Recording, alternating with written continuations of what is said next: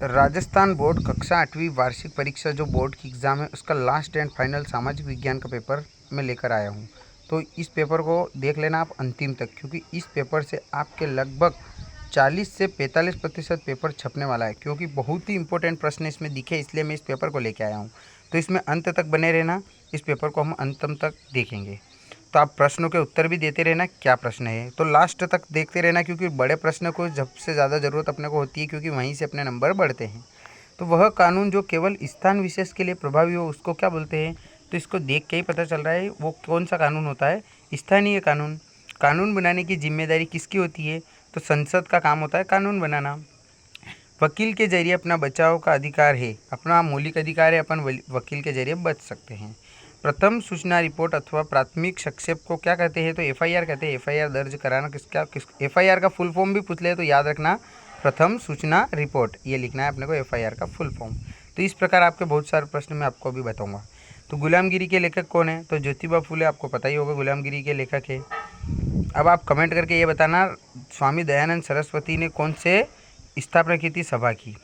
नील का पौधा मुख्य रूप से किस कटिबंध में उगता है? तो शीतोष्ण में नील का पौधा होता है। अब अति लघुत्रात्मक प्रश्न। अब प्रश्नों को देखना आप, कितने इंपॉर्टेंट प्रश्न है, तब आपको पता चलेगा कि मैं इस पेपर को लेकर क्यों आया हूँ। अंग्रेज अपने दस्तावेजों को किस प्रकार संभाल कर रखते थे, लाइब्रेरी में किस प्रकार रखते थे, वो आपको पता होगा। मैंने पहले भी इस पर वीडियो बनाकर ऑलरेडी बता चुका हूँ। तो आप इनके आंसर तो आप देख लेना, मैं आपको सिर्फ प्रश्न बता देता हूँ। हास्याकरण किसे कहते हैं? तो एक साइड धकेलना हास्याकरण कहलाता है। अफ्रीका में कौन कौन से खनिज पाए जाते हैं? तो कोयला और ये सब जो खनिज होते हैं ना, ये अफ्रीका में, वो बता रहे हैं। मल्च कैसे और क्यों बनाते हैं? क्या प्रश्न है? मल्च कैसे और क्यों बनाते हैं? बंगाल विभाजन के पीछे क्या उद्देश्य था? तो अंग्रेज़ों को बंगाल ऐसा राज्य था पहले जहाँ से अंग्रेज़ों को यही समस्या थी कि अगर ये एकजुट रहा तो हमें आगे नहीं बढ़ने देगा, इसलिए अंग्रेज़ों ने 1905 में बंगाल विभाजन किया था। खनिजों का संरक्षण किस प्रकार किया जा सकता है? तो अपन खनिजों को, संरक्षण का मतलब होता है बचाव या फिर सुरक्षित रखना, किस प्रकार कर सकते हैं वो बताना है। भारतीय धर्मनिरपेक्षता क्या है? तो धर्म को राज्य से अलग रखने की नीति को क्या बोलते हैं? भारतीय धर्मनिरपेक्षता। ईश्वर चंद्र विद्यासागर के प्रयासों से समाज में कौन कौन से बदलाव हुए? तो आपको पता होगा ईश्वर चंद्र विद्यासागर ने विधवा का पुनर्विवाह हो सकता है ऐसा कार्य किया था। जनता अपना प्रतिनिधि कैसे चुनती है?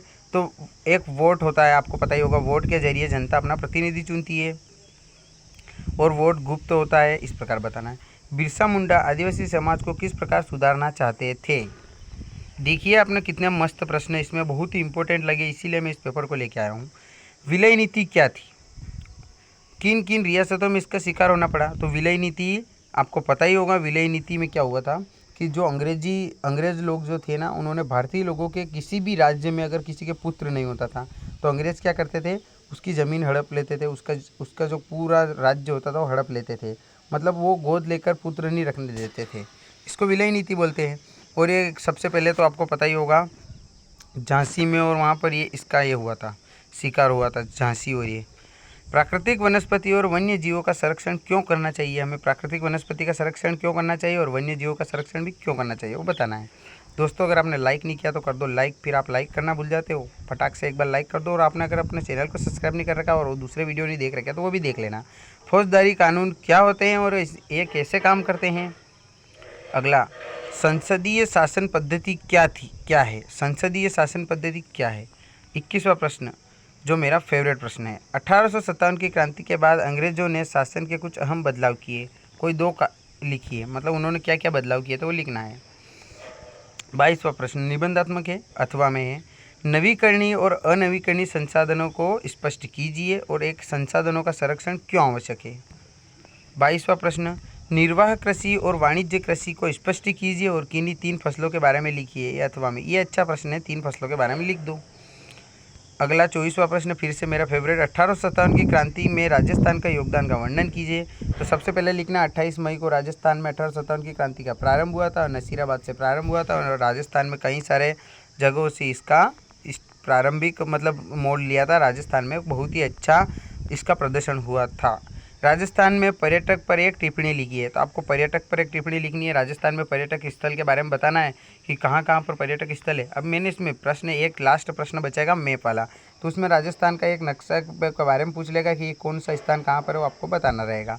तो दोस्तों आपको पेपर कैसा लगा, पेपर नहीं इसमें प्रश्न जो पूछ रहे हैं वो कैसे लगे आप ये बताना, और वीडियो को लाइक और चैनल को सब्सक्राइब कर देना।